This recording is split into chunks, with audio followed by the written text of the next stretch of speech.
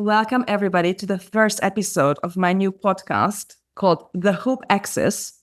I'm literally starting this podcast so I can have a conversation with Noah. I think probably 99.9% of all podcasts in the world were originally started for this very reason. But also because I'm working on a new essay series and book called Personal Theology, which investigates the hope axis and what might there be in the world to be hopeful about today, and what we should do about it.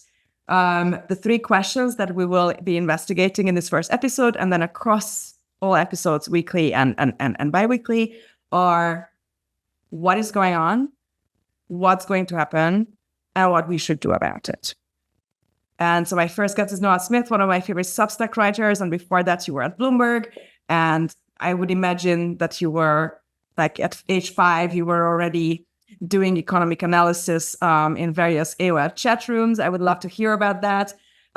You're one of my favorite pop game theorists. You actually apply game theory on existing things that people care about. I think that's really, really important. As a Hungarian Jew, I'm very closely attached to game theoretical thinking. It's kind of our mother tongue. We can't help it. You also have some very interesting notions on public intellectualism and public intellectuals as a kind of class. I work in the space, being the founder and CEO of Interintellect. Obviously, I have a lot of thoughts on that. But also sometimes I feel like I'm too close to the fire to really see the bigger trends. You seem to have, while you do have skin in the game, obviously being a public intellectual yourself, you do seem to have a kind of broad understanding and a broad theory on that. You work a lot to debunk what, I don't know, you have a phrase for that, the viral chant, like why we shouldn't believe the viral chant. I think that's brilliant.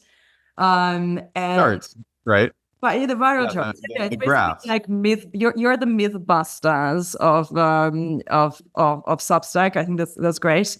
You like Becky McCormick, my great friend. You also write about optimism and why it's sometimes good to just sit down and look at all the good things that have happened that week. You used to have these actually quite viral tweet storms about just what's good. It's really hard, however motivated and ambitious you are as a human, to spend your entire life and every hour of every day just focusing on the bad stuff. And you write a lot about geopolitics, and you actually make careful predictions. And we will look at that shortly. Welcome, Noah, to the podcast that didn't exist 5 minutes ago, but now it does. There you go, a birth of a media product. My first question to you, and so it's 2030, and Noah Smith wakes up in San Francisco, feeds his bunny, and sits down to start the day with some good old blogging. What are you writing about? What does the world look like in 2030? How would we see the past 6 years from that vantage point? Well, the thing is, if we already knew how we would see the past 6 years, then it wouldn't be as important to do things right now, because the future would already, our history would already have been written. So we don't really know how we'll see the past 6 years. But I think there's a few things that are pretty clear already. One is that the United States, and to some extent the globe, have been through a period of unrest. So in the 1970s, you saw, late 60s and early 70s, all around the globe, you saw massive unrest that manifested differently in different places. You saw the Cultural Revolution in China. You saw, riots and massive protests and great social change in America. You saw similar stuff in Europe. You basically in India too, pretty much everywhere, even in Japan. People don't know that. People don't know that there was, massive protests that basically shut down the Japanese diet, that were broken up by police, and this big ongoing leftist movement in Japan. No one knows about this because everybody thinks Japan is this eternal, tranquil kind of Zen garden, whatever. No, no. But then, yeah. So political executions, right, and other delicacies. Right. And so we had this period of unrest, and, I went and saw the Hong Kong protests. There were massive protests in Chile in 2019. There were massive protests in Iraq and Iran that basically did not get covered in America at all because we were paying attention to other things. There were massive protests in Spain and Britain. Gosh, I don't know what other European countries saw massive protests. There were even some in Russia. There were and in Nicaragua. Just a lot of these other countries, and of course in the U.S. there were big protests in 2020. And so I think that those years were big years of unrest, and then we had the pandemic. And those were pretty much unrelated things. We would have had a turbulent couple of years even without the pandemic. But then this random big thing came in and happened, and a lot of people's notions about, government and society and blah, blah, got mixed up with their reactions to that pandemic. And so that was very interesting and probably unique in world history. I mean, last time we had a big destructive pandemic of that size and type was in 1919. Right, 1918-19 was the Spanish flu, right?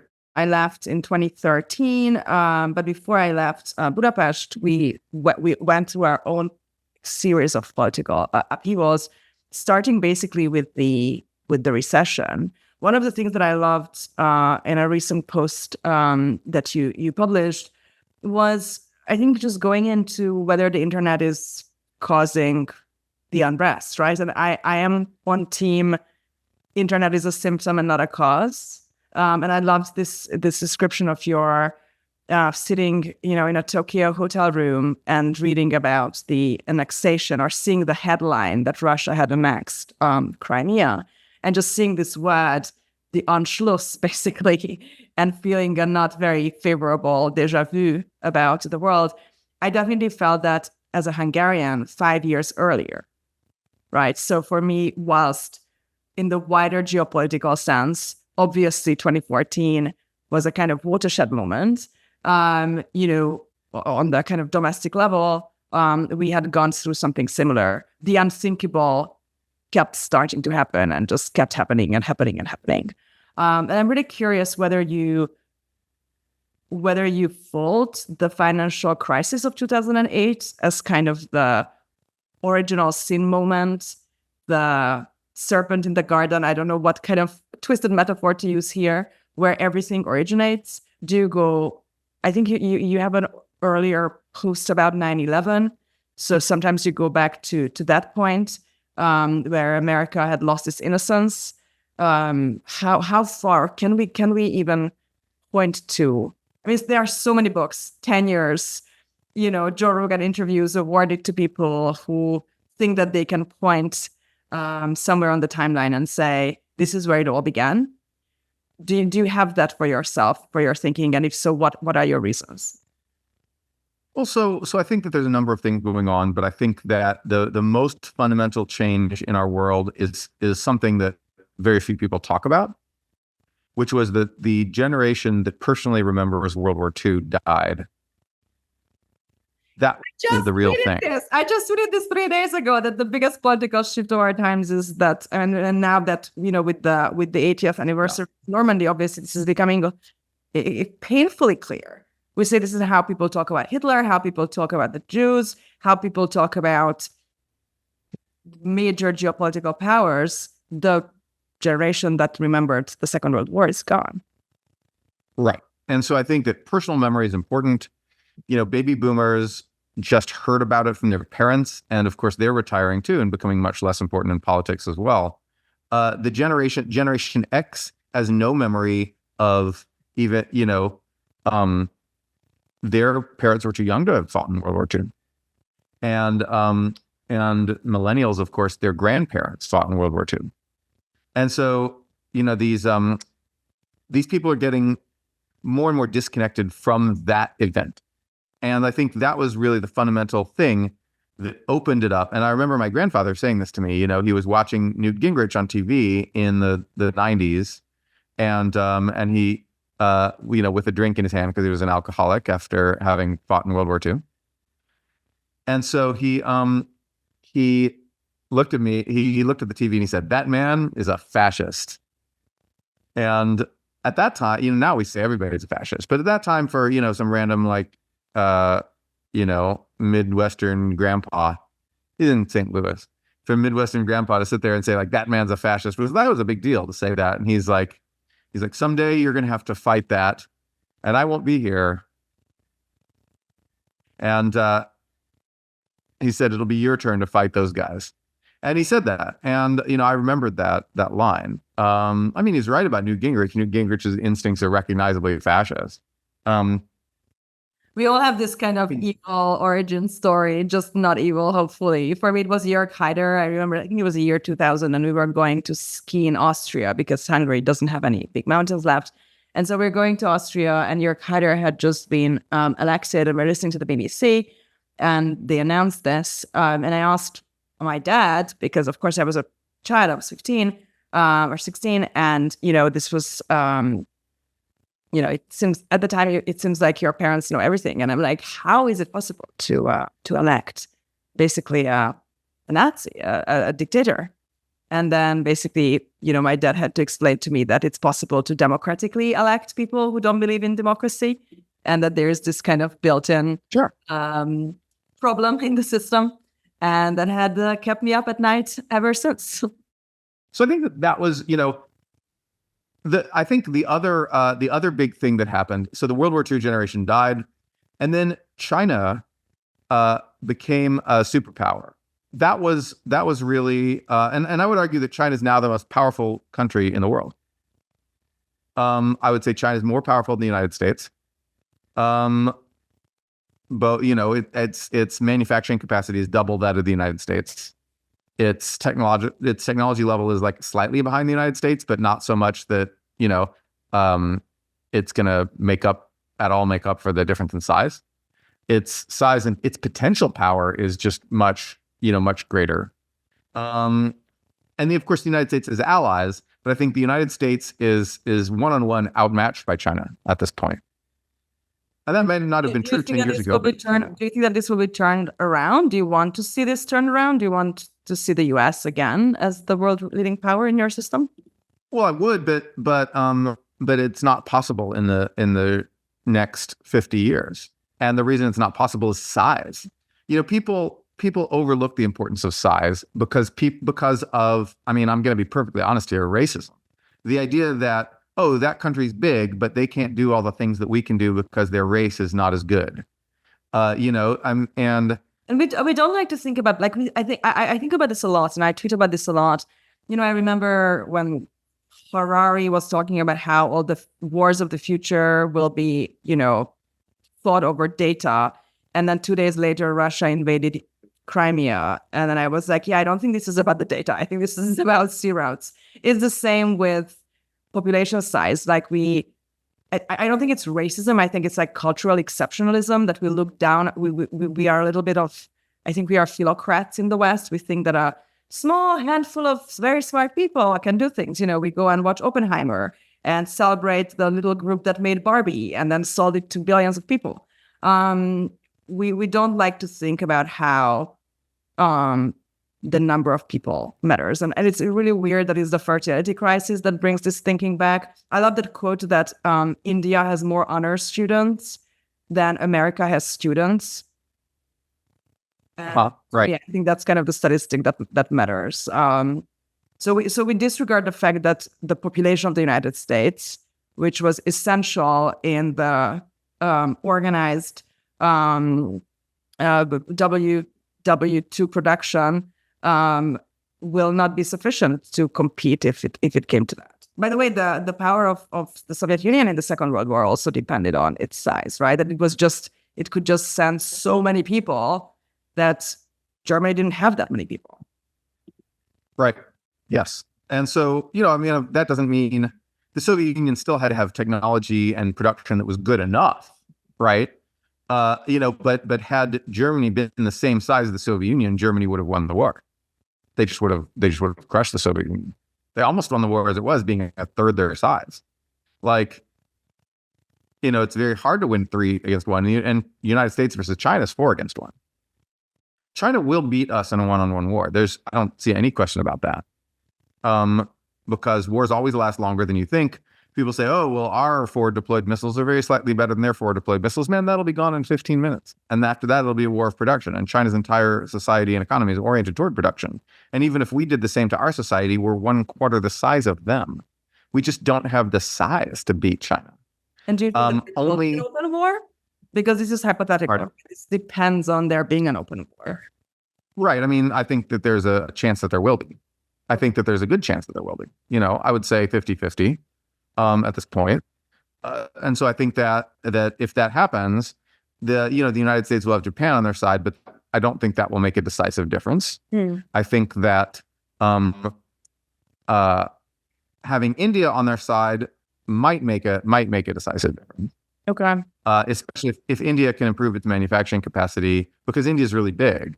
Yeah. And so, with India, we're talking about the same thing we're talking about with China. It's really big. And if you're going to say that India is always going to be weak and, bad at manufacturing things and whatever, nobody says it, but it's motivated by racial sort of condescension. It's the idea that the Indian race, even though there's not actually such a thing, but the Indian race is inferior and not good at building things. You can't make things, but the Chinese race is great at making things. And so there's that, implicit idea of when people say India will never get good at manufacturing. Of course, Chinese people say this all the time, and they're all thinking this, but they're wrong. They're wrong. That you see, Indian factories going up, and you see Chinese advisors and engineers being sent to India to help Chinese invested companies build things in India. And they're like, wow, we're training our replacements. Yeah, you are. Guess who trained you? And then, so it's just the same old thing. Every country, people, when it first starts its journey toward industrialization, people are like, oh, they can't build things. They're the Untermensch. They don't have the capacity. And then it turns out, oh, whoa, they can. And then we add some sort of retroactive, racial story about why that race is able to build things. And, but the next one isn't really, guys. It's like, it was Confucian values the whole time. It was, those lazy, dishonest, stupid Chinese. And now it's like, Confucian values and the high IQ. And we'll make up a story for why India was always able to build things when India builds things. Well, India has a topography problem, right? So you can have very wonderful levels of production if you can't transport it within the country, is why I also invest in Indian aerospace companies. You wrote a couple of years ago, 1 year ago, 2 years ago, a piece on Taiwan and your game theoretical investigation of the likelihood of whether there would be an invasion of Taiwan. Do you want to maybe talk about this a little bit and whether you have updated your notions or probabilities about this since then?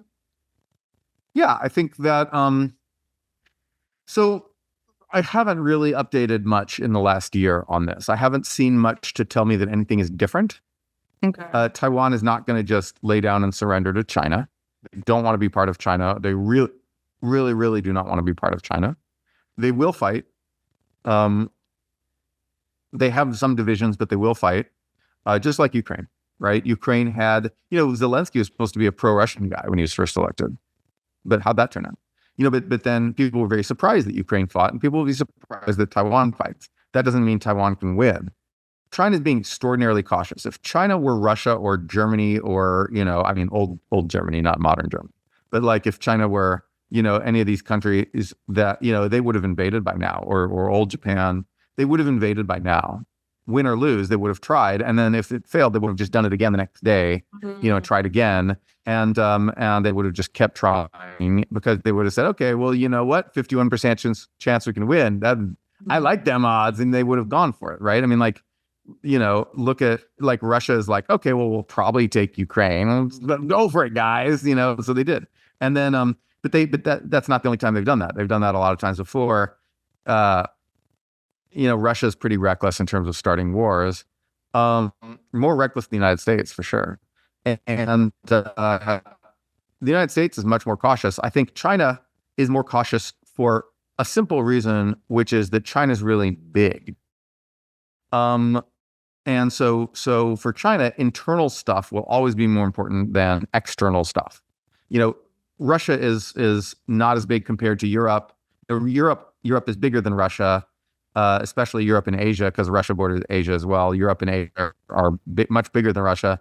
All the Europe is bigger than Germany. So these countries, Asia is bigger than Japan. And so these countries were small countries for whom survival and growth as a country in those violent times, or maybe even now, meant expansion, because they were kind of small. For China doesn't need Taiwan for almost anything. Like militarily, they don't really need it. Like it would help them a bit, but like they don't really need it. They don't really need it resource-wise. They're not going to, like, you can't just go in and take TSMC's factories and then now I make the chips. No, you can't do that. And so like you can disrupt world chip production, sure, but you can't take it, And so there's really nothing that China has to gain. And Russia is invading Ukraine for the people, right? Russia wants to enslave the Ukrainians. That's why they're invading Ukraine. It's for the human beings. It's not for the land, right?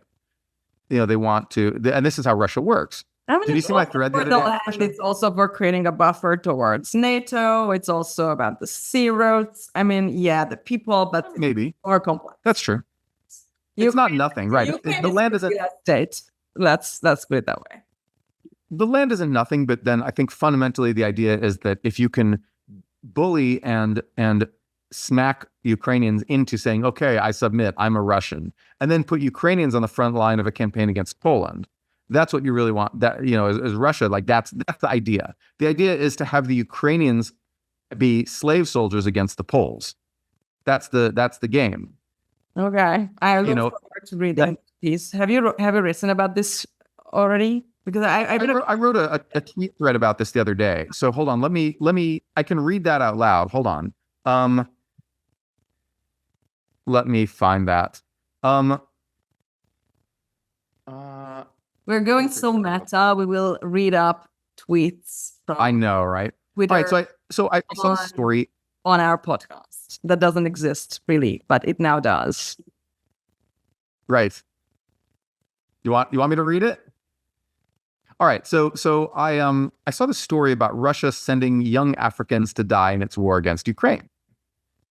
They've been sort of press ganging some random Africans into fighting in Ukraine because Russia doesn't want to have their own guys fight. And so and they never do. So I wrote this thread. I said, Russia's empire is a nested hierarchy. At the center is Moscow. Under them are mid-tier Russian cities and rural areas, then subject peoples like the Buryats, Saka, and those African folks. And the closer you get to the center, the less fighting you do and the more money you get. In fact, the circles of Russian hierarchy don't stop at Moscow. They're privileged subgroups of Muscovites and then more privileged groups inside that circle, all the way up to the Tsar himself.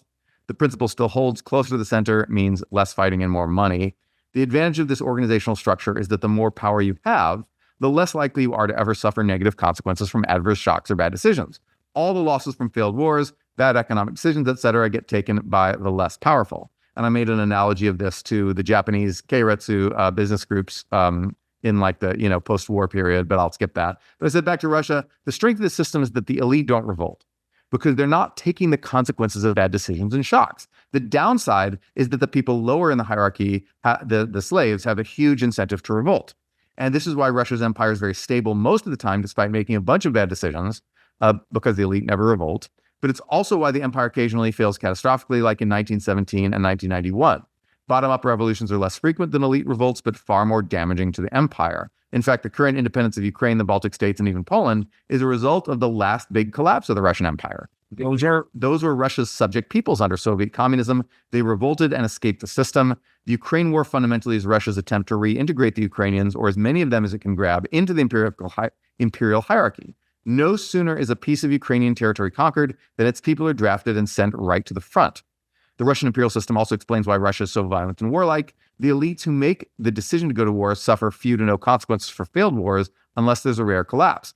The way to beat the Russian Empire is to help its subject peoples to rebel against the center, to provide them with arms, inspiration, coordination, to break out of their place in the hierarchy, et cetera, et cetera. If Ukraine can successfully resist once again being enslaved and forced to fight for the Russians, then Russia's own poor and rural people and minorities will start becoming dissatisfied with the system and will contemplate revolt. Unfortunately, this method of unraveling a nested hierarchical empire layer by layer is very costly and violent and takes a very long time to do because the people at the center of the system rarely, if ever, suffer any consequences themselves. They just keep starting new wars, but there's really nothing else to do. Russia's system gives you only two options: let yourself be enslaved and hope you can enslave an even lower rung of slaves in turn, a sort of Ponzi slavery, or turn and fight. And so that's my conception of Russia. And the reason I think I understand this is because my ancestors fled Russian-controlled Lithuania in order to avoid being drafted as cannon fodder soldiers against the Japanese in the Russo-Japanese War. And so they understood that this is how Russia works. We're the lowest rung, and if we stay within the Russian hierarchy, our only hope of not being the lowest rung is to enslave the Japanese, the Koreans, whoever, and have them be an even lower rung in the Russian hierarchy. They're like, of course, that failed because Japan fought back and kicked their butt that time. And so they were like, okay, let's run away to America where we don't have to deal with that shit, because America is not a society that's organized along those lines and never has been and never will be. And so although there's a joke about that so there's this joke in the South Park movie, which you may remember from like 20 years ago. There's this joke, in the South Park movie about how Americans would send black people to like fight and die against Canada. That was their plan. Well, that's a Russian strategy, but it actually never was the American strategy. America was, the racists in America who wanted to subjugate black people, they did want to subjugate and enslave black people, and they did, for a long time. But they never wanted to have black people fight. And the Confederacy did not arm slaves in the Civil War and send them to fight. Russia, that would have been the first thing they did. Just mass waves of slave attacks. You go die first, right? The Confederacy never did that. They sent only the white guys to fight. And America, for a long time, did not allow black people in the army. And, only in the Spanish-American War, we finally allowed black people in the army. But then we kept them segregated and we kept them away from the front lines, and we tried to relegate them to support roles, to have the combat troops be the white people, because they knew that if black people learned how to fight, they demand equality within the system. And the reason they would is because America is not a sort of rolling, conquering empire.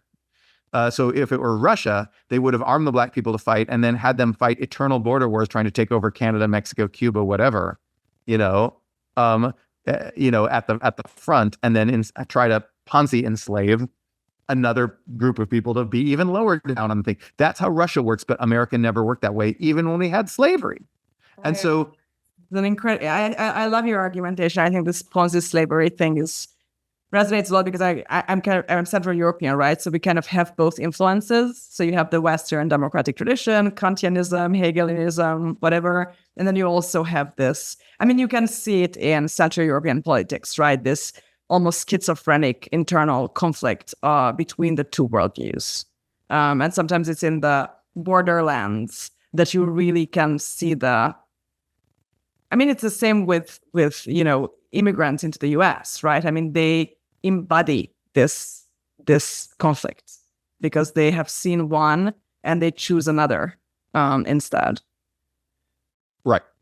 And so Hungary is sort of, I think they would trying to steer the conversation towards that. Like it's a whole different conversation, but I think it's good. It's my coming from this really kind of halfway house, between two worlds as kind of my original source of knowledge or what me realize on how certain things work.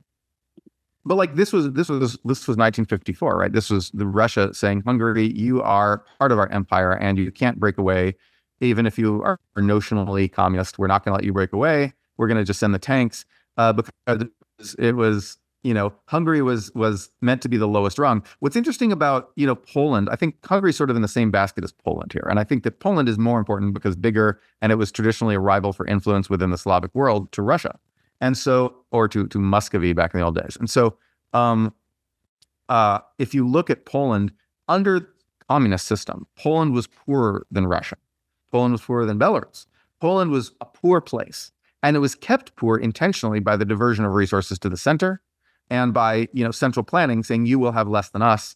And it was intentionally kept poor because they were lower down in the hierarchy. It was Poles are below Russians, and so that was the idea. And the Poles were even below Soviets, right? They're even below like non-Russian Soviets. And so Now Poland is richer than Russia, richer than any, post-Soviet, except I guess they're about the same as the Baltics. But Poland has zoomed ahead. They always had the opportunity to integrate with the markets of Europe, and that's one reason Poland was, is arming itself to the teeth, because it's definitely not going back under the Russian yoke. It's not going back to Russian slavery, and and so Poland rebelled, but Poland was kept down in the Russian hierarchy. You talk a lot about optimism, and when I hear optimism, I think about preparedness. Like, I'm a kind of prepared optimist. Like, things will go well if we do everything right, or at least if we, develop a flexibility to deal with unknown events. I'm sure it's the same for you. In my circles, everybody's reading Eddie Jacobsen right now, Nuclear War, a Scenario, which is, a couple of years after COVID, another, painful reminder how underprepared we are when it comes to the real shit that actually threatens the lives of significant portions of humanity. I think for a lot of people, their disillusionment, their distrust of the elites, of authority, of educators, politicians during COVID came from the kind of misalignment between what science fiction movies had promised to us, which was that there are smart people somewhere in secret rooms around the world with excellent plans for pandemics and wars. And then when the actual pandemic came, we realized that this is really, really, really far from reality. Even the people who have the plans don't know which folder it is in on the computer, or they don't know how to communicate within the institution, or everybody's working from home and Teams is not working, and so they can't look at the plan together. And it's like the chaos of real life kicked in. Of course, Annie is writing about something even more deadly, which is a nuclear attack against the east coast of the United States of America. What would happen? How we got to the point of nuclear proliferation where this would even become a feasible or imaginable reality. And I'm really curious how much you would agree with optimism. It has to be somewhat proportionate to our preparedness. Are there areas of, activity where you feel that we are really, really underprepared, and that stops you from being optimistic about that? And who might be, other than Eddie Jacobsen, somebody in the public arena that you think people should read? I always recommend Turchin to people, Dynamics. I think it's an interesting idea, at least for debating. I'm really curious, and then we can talk later more about public intellectuals. So are you as optimist as how prepared you think society is? No, I mean, we're not prepared. Preparation. The optimism is a kind of irrational belief. It is not actually like resting on realistic possibilities. Like, preparation is rarely the preparation almost never happens. And it is really, really costly to bet your entire society's organization on forecasts of the future that, because almost every bad thing that happens was a low percentage chance to happen. It's like we have these tail risks, and we have a lot of them, and then occasionally one happens, right? Should we have thrown tons of more resources into pandemic planning? Well, it's easy to say that in hindsight, but at the time, there were all these other threats competing for our preparation, such as nuclear terrorism, or like civil war. I don't know, like lots of other problems that people talked about. At the time, what was everyone talking about? Inequality. Like in the 2010s, everyone was talking about inequality. That was the big deal. No one was talking about like, oh, and a pandemic could hit us. I mean, a couple people were talking about it, but there was nothing to propel it to the top of our list. There was no reason to propel it to the top of our list because it wasn't salient. The last major pandemic we had was AIDS, and that was a slow pandemic that affected only, people only in very predictable, avoidable ways. And then the pandemic before that, and the last mass pandemic we had was Spanish flu, which even my grandparents are too young to remember Spanish flu. And they were not alive during Spanish flu. And so like the institutional memory is completely gone. We haven't seen anything like this. These things come along, they used to come along more often. They used to come along once every 30 or 40 years. Now they come along once every 100 years, but something as bad as the Spanish flu comes along every 100 years or less. And so, there was nothing ahead of time that told us this is the risk we need to be pouring society's resources into. And you can't. And so that means that if there's a fatal risk, right? If there's something where the shock hits, and if you didn't prepare, if you didn't spend your entire society, like if you didn't reorient your entire society toward preparing for that for years and years and years, then you're just dead. You're dead. All right. And there's a couple things like this that could happen. There's but you mentioned China basically living in this constant state of preparedness and paying kind of ongoing. Right. Actually, what right. So China they live in war preparedness, that they are like how the U.S. repurposed post-war the kind of production capabilities. China is kind of doing that pre-war. So they built things that will be super useful. Right. And then they apply that to civic life or civilian life today to keep the economy going. Right. It's important to understand that the reason China is preparing for war is because they want to start a war. If you're going to do, if you are the risk, if the risk is you, if the shock is you, then of course you're going to prepare because you're like, well, I'm getting ready to do my thing. Yeah, China, the probability of this is kind of up to you. That's right. It's up to me. It's I have optionality. I can do it if I want. And so, for China, China is not scared that the United States is going to attack them, or Russia or Europe or anyone. China's not scared of being attacked. They are going to do the attacking in this house. If anyone's going to attack, it is them. And so it's like, I do the attacking, son. Terrible, but like, also kind of, you can see the black comedy in this. It's almost like a Mel Brooks joke, right? Like, they are fine. Like, they are not going to be attacked. And so they're preparing to be able to defeat their enemies. And their enemies are not reorienting their entire societies around not being defeated by China. But they're starting to catch on. They're starting to, because for China has the optionality, right? So for China, the probability is either 0 or 1, depending on whether they decide to do it, which only they know. But for us, the probability might be 40%. Who knows, right? We have to assign a Bayesian probability to it. And so you see it in investment, you see it in technology. Like the conversation has been changing during the past 2 years, right? I mean, in Europe, you have housing, you have Andrew, you have a lot of projects kind of popping up. I think millennials, as we become middle-aged and realize that there are no adults in the room, we are the adults in the room. I think they are thinking about, well, I'm a little bit touchy about people invading me because this is where my stuff is. And so, just through the pure logic of it, people are arriving to conclusions. Right.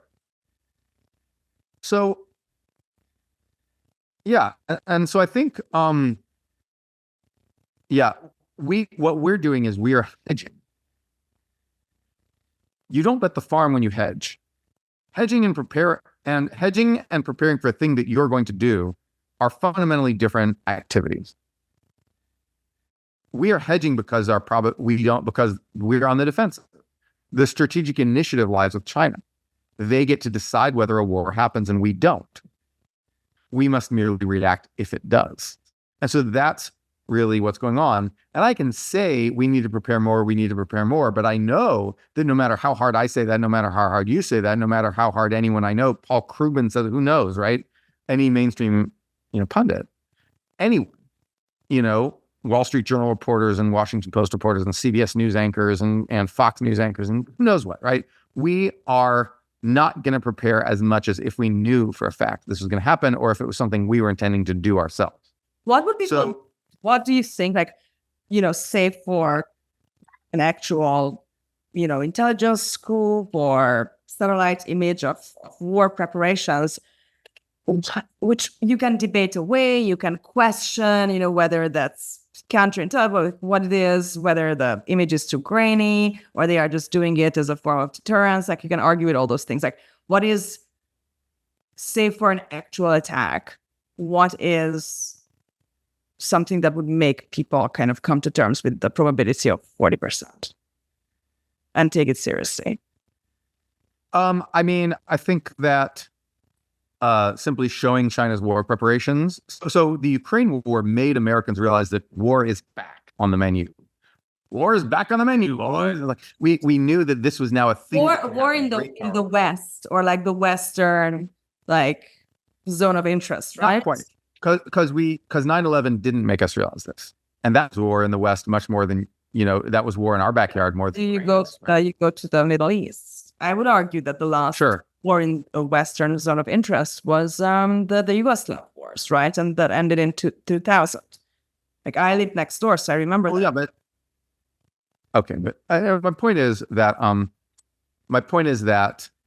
the war is back. The thing that really changed with Russia, the thing that Russia's invasion of Ukraine really changed for us. Yeah, but also realize that Europe is extremely anti-war, and you can't, like, if you're a European citizen, you can't even invest in weapons technology. It's kind of an anathema. The entire continent, I mean, you tweet about this a lot, like the entire European continent is kind of set up for degrowth, demilitarization, even de-technologization, which is kind of wild. But they have the kind of digital initiative, like they do have like surface level things. But, I think one of the painful realizations for Americans around Ukraine was that Europe is not necessarily your friend here. Was it but you? No. Were you like, Germany has got this? Did you feel that No. Europe has done much more than I expected. Europe has been much better than I expected on this. They're not as good as they need to be, but they've been much better than I expected. France, especially. I did not expect France to do what they did. So what you may not You're more generous with my continent than I am. I get to be critical. Of course. But what you may not remember is that in the Iraq War, France and Germany were the main opposition. As they should have been. They were right to do that. They were right to oppose the United States on that. But that created this expectation. I think it created the expectation in Putin's mind as well, that Europe and the United States are not actually aligned, that the transatlantic alliance exists now in name only, that NATO's days are numbered, and that Europe and America aren't really allies anymore. And I expected that. And the fact that was not true, that Europe was willing to send massive amounts of cooperation, of aid to Ukraine, that Europe was willing to engage in massive amounts of cooperation with the United States on the issue, that major differences would be papered over, that, Sweden joining NATO? Like, I didn't ever think that would happen. I thought Sweden was just this constitutionally neutral country who'd never fight. Finland joining, I thought like that was just crazy. And the amounts of aid that Europe has sent to Ukraine really hear the whole European narrative, right? I mean, if you look at the historical angle here, is the invasion of the barbarians, right? So your entire identity is built.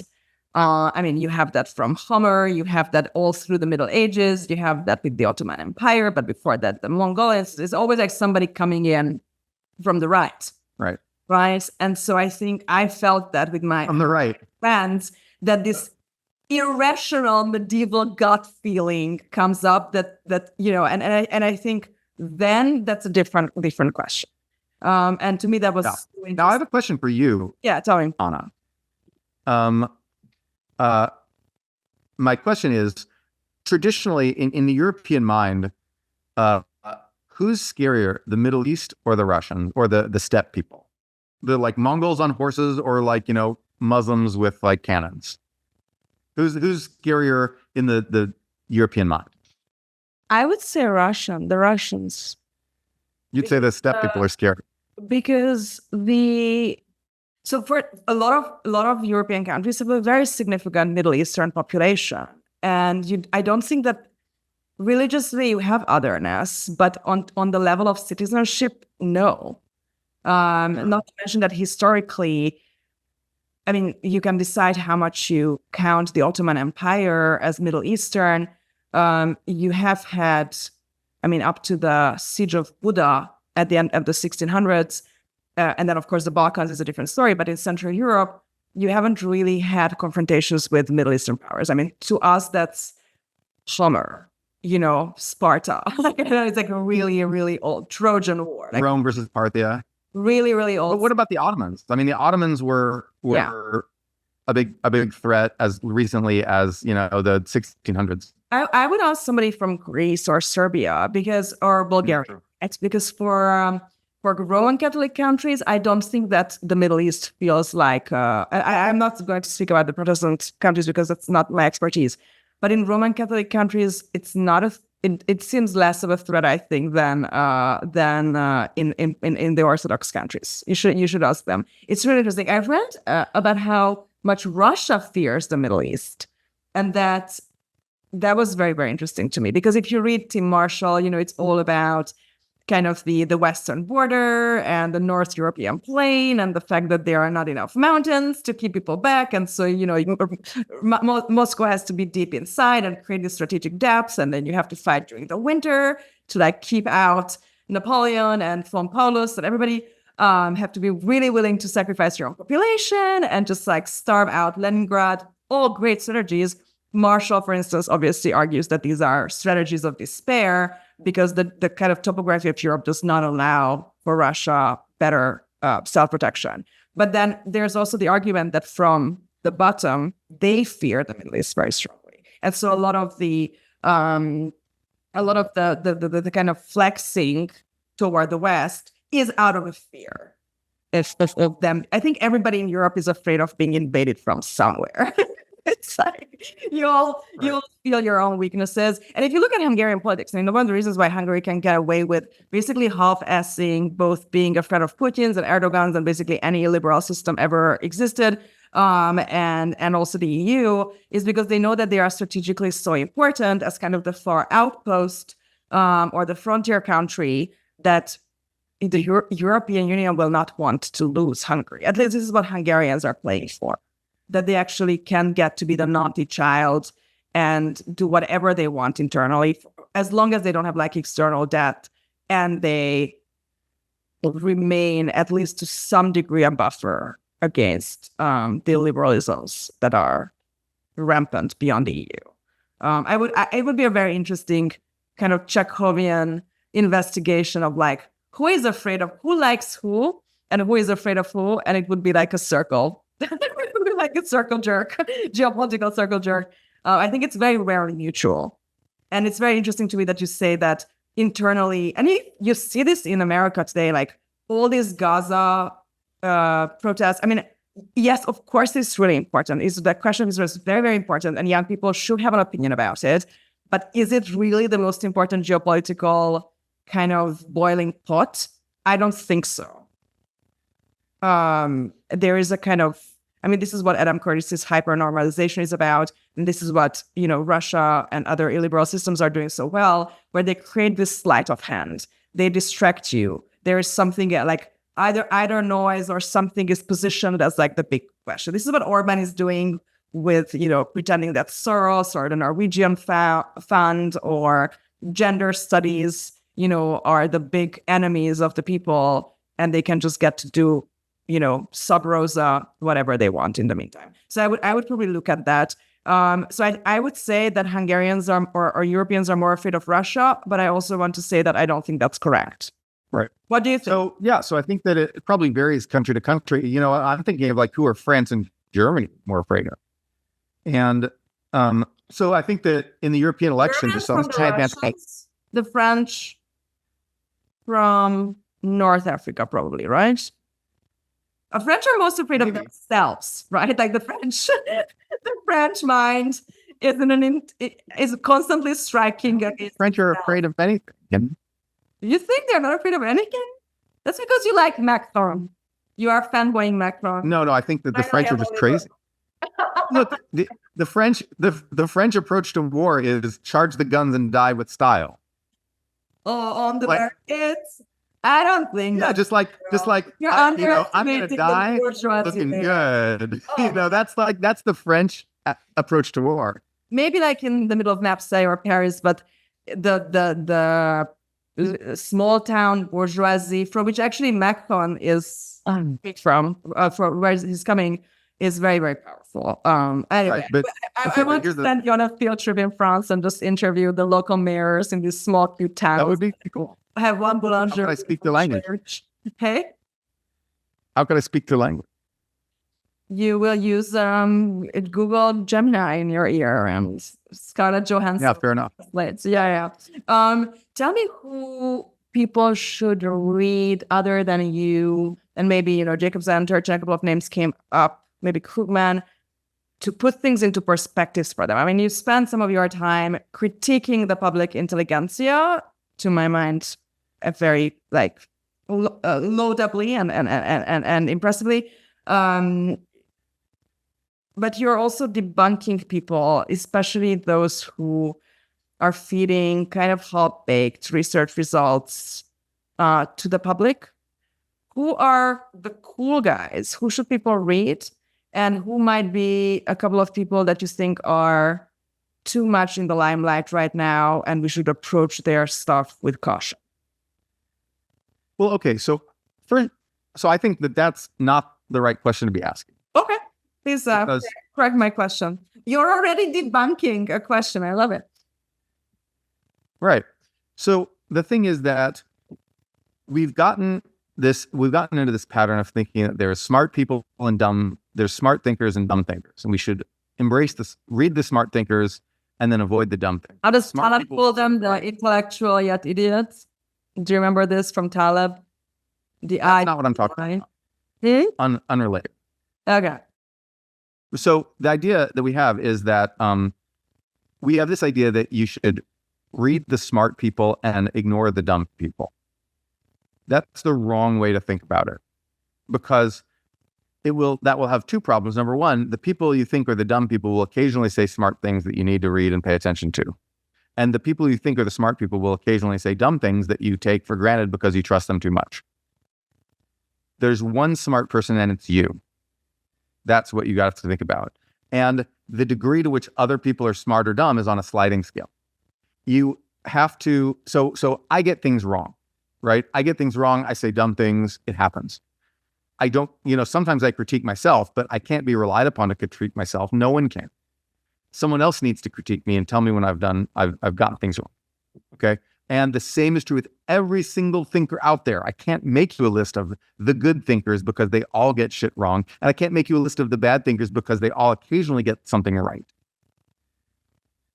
And it's just it's a sliding scale. And what you need to do is have a broad information diet and understand that, specific things. So for example, Mike Bird of The Economist, no one knows who that is because The Economist doesn't print the names of people, which drives a lot of the top people away from The Economist, unfortunately. But Mike Bird of The Economist, his writings about globalization, about decoupling have been absolutely dumb and bad. Like he's been completely wrong, just willfully stupid on this stuff. And yet he's really, really good at reporting on a lot of economic stuff that's going on, including like foreign investment in countries. So he has blind spot. He has a giant blind spot and is very blinkered and, just says just like the absolute like most contrived arguments, possible on this one thing where he's already decided his wrong, viewpoint. But he gets a lot of other stuff right because he's not committed to like one side. He just, observes the data and he's a smart guy. And, so most thinkers are like that. That's how most people are. They're people who say some dumb stuff on one topic or maybe several topics, but then smart stuff on other topics. Right. But they, and it's always the one where people have an ideological like axe to grind where they're the dumb. Right. And so, yeah. I think a lot about like where the alignment happens, because what you're talking about, which was really, really close to my heart. And this is how I lead my life, which is kind of an intellectual self-regulation within the community, right? You have the psychological safety to make mistakes, to change your mind, to learn in public, to teach in public, but nobody expects anybody to be all-knowing, right? But this also presupposes a system where you do get feedback. Like if you get something wrong, you have to find it out. And there are three ways to find out. Either an event happens that basically goes counter to what you had said, or you happen upon a text by yourself that, contradicts you, or somebody comes and tells you. I think number three is the most likely and the fastest. So for instance, where do you find out that you're wrong? And where do you tell people? Is it only on Twitter? Is it on Substack? Do you have specialized WhatsApp groups? Are you lurking in Interintellect? What's going on? Okay, that's a great question. So, there's a lot of Substack writers who are very good and that I like to read. And, I recommend them also. You can look at my Substack recommendations. But then there's, often when I'm wrong, I'll find it out because I see, I see people making the opposite argument and I read them and then I realize that I was wrong. Yeah. Often the people who say like Noah Smith's an idiot are almost never right because I'm not. They like, I'm just not an idiot. And the people who, say that have an axe to grind. And those people are probably some of the less, like if someone's screaming like such and such is an idiot, that says more about them than it does about the other person. What is one way? Yeah. Okay. Yeah. I understand. Mm-hmm. So right, you so like, draw this line between like intellectual honesty and ideological axis to grind as a kind of metric. Yeah. And exactly. And so if you want people to listen to less, it's the people denouncing and screaming. And the people who listen to more are the people who are arguing ideas and discussing ideas. Yeah. And the more denunciatory someone is, the less you should pay attention to them is a good general rule. And I don't denounce zero people. Sometimes I say this person is an idiot and you should never listen to them. But if you were really smart, that would make you listen to me a little bit less. Yeah. Even though I'm right to denounce those people, but it's still not a good signal to be sending. But sometimes so I try to keep that cool. It's fine. but like who's someone that I denounce? For example, Arnaud Bertrand, the China analyst, is just a complete hack. He's paid off by the government. And he's just he's effectively just a propagandist for the Chinese government. I say you should never ever listen to him. But if you're applying my heuristic, you'll think, okay, maybe that's, Noah is wrong to denounce this guy and I'll listen to him. But then if you're also smart, you'll listen to him again and again. You'll realize that like almost never does he have any actual point. And so, have you really been wrong? I'm really curious whether you can give me an example of something that you changed your mind about in public and what the process was. Change my mind about in public.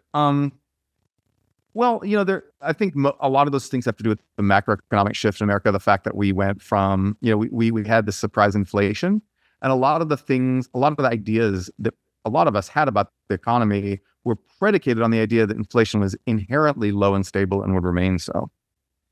And when that became wrong, there were a lot of things we had to rethink. And I don't think that we rethought those all on day one. I think that we rethought those on a rolling basis over time as we encounter them. So for example, it was, realizing that we were going to have austerity.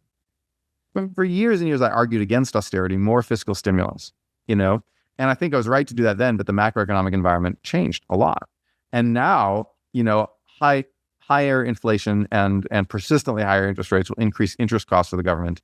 Now it's time to pivot to austerity. And that is, that's a thing that it took me a while to realize, okay, we're going to need austerity. Austerity is the thing now because, throughout the Great Recession and the aftermath and the decade after that, we got so used to saying austerity bad, austerity bad, austerity bad. And suddenly austerity is necessary.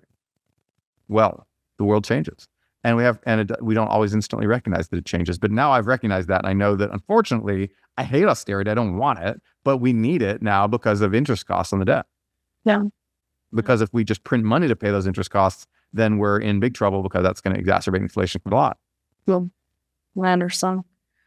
To kind of close up, I have two closing questions. One is about reading and the other is about believing. The first question, if somebody, watching this or listening to this, really wants to get into game theory, what should they read? How should they get started? Game theory? So what's the best game? I didn't really learn game theory from books. I learned it from papers and from classes. Okay. And I'm trying to think of like, what's a great sort of ground level intro to game theory. And I just don't know one, honestly. There used to be some blogs about it, but no one read them, so they shut down. All right. So maybe for them to search the Internet Archive and find shut down and games. I don't know. No, I don't have a good answer to that because, like, just go on Wikipedia, look at the examples, find out whether Alice and Bob are going to the cinema or to the game. Yeah. So I'll look for something good on game theory and I'll get back to you. All right, let's do that. And the closing question, because the title of this podcast that didn't exist an hour ago and now it does, is the hope axis. What is something that you're particularly hopeful about today and that you want to share with us?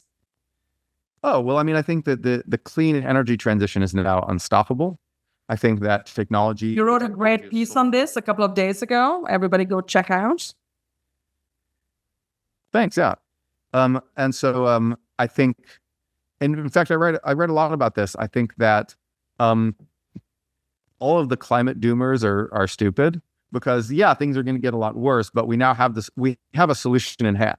We know we have a solution now. So in the 2000s, people got this idea in their head that we'll never be able to have an industrial, capitalist, rich, wealthy society, but also, protect the climate and stop climate change. And so we've got to choose one or the other. So we're going to have to go back to living in tents for the sake of the climate. Or, we're going to have some like eco-socialist thing where like, here's your rations of corn tortillas for the day or something. That's bullshit. That was never going to really be a choice. And that you shouldn't have children, now, right? Like, that's my favorite. Like, don't have children, lest somebody would that's so stupid. Future, like, invent even better ways of living on Earth. Yeah. Right. And so, but now I think it's very clear to anyone who pays attention is not sort of mired in the weird land of leftist ideology. It is really clear that technology will solve this problem. And people say, oh, technology never solves problems. We need different forms of social organization. Well, the different forms of social organization are what you need to implement technology. Yeah. We have figured out how to have a zero carbon industrial society. We know how to do it. It's a solved problem intellectually. And now the social reorganizations we need are to get the political will to make those changes and to accelerate those changes. And we're making them already naturally, but we've got to accelerate them quite a bit.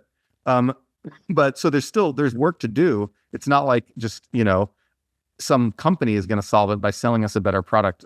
That on its own is not going to do it. But technology has handed us a wrench, has handed us a tool that we can now use successfully if we choose to pick it up and use it. That was not true 15 years ago, 20 years ago. Mm-hmm. And all the climate doomers and the leftists have just not seen that yet because they've gotten so into the culture of throwing soup on paintings and of not having kids because of climate, when really, no, it's not because the reason they're not having kids is because they want to like sleep around at 35. That's the actual reason. And then like, oh, but climate. No, you want to continue to pretend to be like a 25-year-old when you're 35. That's why you're not having kids. And but all this stuff is bullshit. But they're slow to shift because this has become their life. They're a lifestyle activist. And yet people who are not lifestyle activists, who can sort of rationally just read the news and see where technology is and all this stuff, we see that we have a solution in hand now. So I'm very optimistic about that. And I think the pessimists are just going to become a subculture, like punk rock, but with less good music and fashion. I love this. Will you have kids? Are you on the project of having kids? The hope genetically as well. I like kids. I like kids a lot. But there's no immediate plans to have them. There's no immediate plans. I hear that when people have kids, I don't have kids myself, their whole relationship with optimism and pessimism and the foreseeable future changes. So I, for one, will be delighted to follow you and your writing across all the life changes that you will go through and see what new things you will, update your opinions about. I'm always a happy reader. Awesome. Thank you so much, Noah Smith, for kickstarting this podcast with me. And apologies for the terrible lighting. I just moved here, so I don't know how to do it yet. Where are you living now? I'm on the Upper East Side, but this is just temporary. You're in New York. Moved to New York. I just moved to America like 5 days ago. Wow. I know. Congratulations. Thank you. Welcome. I know. I'm Welcome to an serious even about crazier I'm place than serious you. about being anti-degrowth. I'm like, I'm putting my If you money where my thought- mouth is so hard. Anna, if you thought Hungary was crazy, welcome to the true monkey house. All right. All right, ask me in a year, okay? You will come back in a year to this podcast, which by then will be gigantic, and Yeah. with a special deal on Spotify or something, and then we will bitch about America, okay? I will have more data by then. Always have something to bitch about. All right. Until next time, Anna. Thank And let me you know so if you swing much. by San Francisco. Take care. Bye bye. All right.